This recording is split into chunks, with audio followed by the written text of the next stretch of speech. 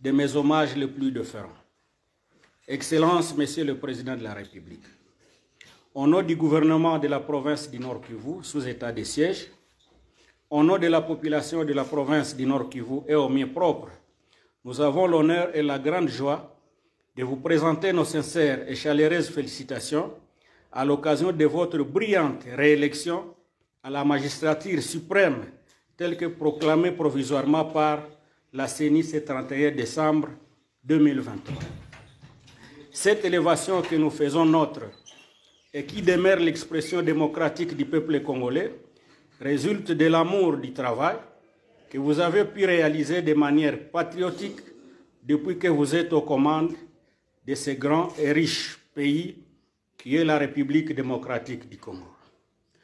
En votre qualité de pacificateur, rassembleur, bâtisseur, nous restons convaincus que ce second mandat que vous venez de remporter avec brio vous permettra à coup sûr de parachever votre grandiose œuvre de la modernisation et surtout de la pacification de ces bons pays. La population du Nord Kivu attend impatiemment le retour dans leurs milieux respectifs de plus de 3 millions de déplacés qui vivent dans des conditions inhumaines, dans des camps et sites de déplacés, à la suite de la guerre nous imposée par les Rwandais sous les labels d'IM23 et les ADF MTM ISCAP.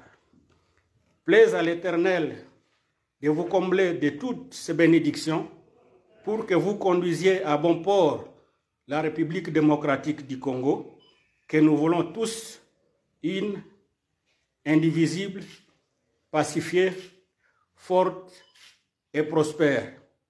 Très haute considération. Moi, c'est Jules Moulumba, je suis le communicateur des volontaires pour la défense de la patrie.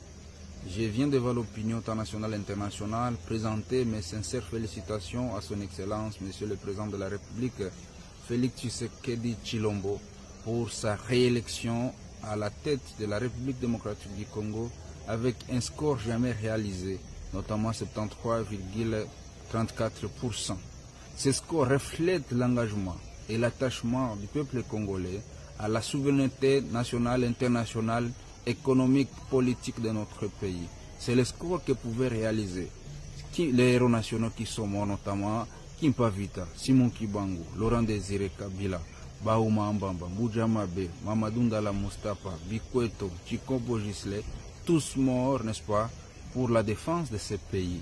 Nous, les rois alénos, résistants patriotiques, appelés autrement dit VDPRDC, réitérons notre engagement à accompagner les chefs de l'État dans l'accomplissement, n'est-ce pas, de vœux le meilleur pour ce Congo que nous rêvons tous grands, forts et prospères au cœur de l'Afrique.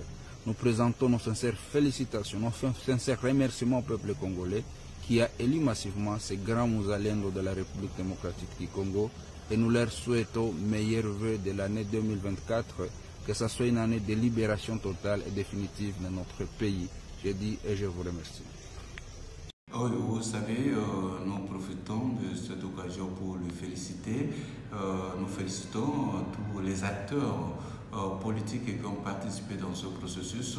Nous félicitons toutes les parties prenantes parce qu'aujourd'hui, c'est la République démocratique du Congo qui a présenté une belle image sur le plan de l'opinion internationale.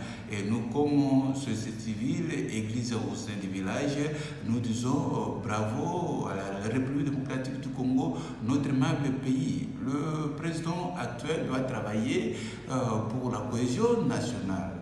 Il doit travailler pour tout le monde. Même ceux qui n'ont pas été d'accord avec lui, il doit tenir compte de leurs droits, il doit satisfaire tout le monde. Nous ne voulons pas avoir le poursuite judiciaire tenter des règlements de compte parce que le pays nous appartient à tous. Et ce qu'il faut retenir que parmi les faiblesses constatées actuellement, notre constitution acquise de faiblesses, il y a des dispositions qui ne s'adaptent pas à la réalité. Et parmi les défis, nous disons au chef de l'État de présenter la constitution au référendum. Ça sera une bonne chose parce qu'il faut commencer par les réformes profondes à partir de la loi, à partir du fondement qui est la constitution.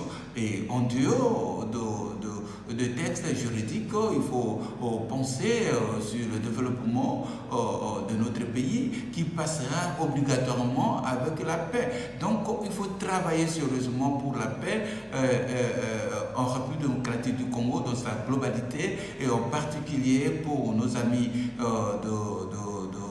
du Congo, du Kwilu, avec Mobondo ainsi que les amis de l'Est de la République démocratique du Congo.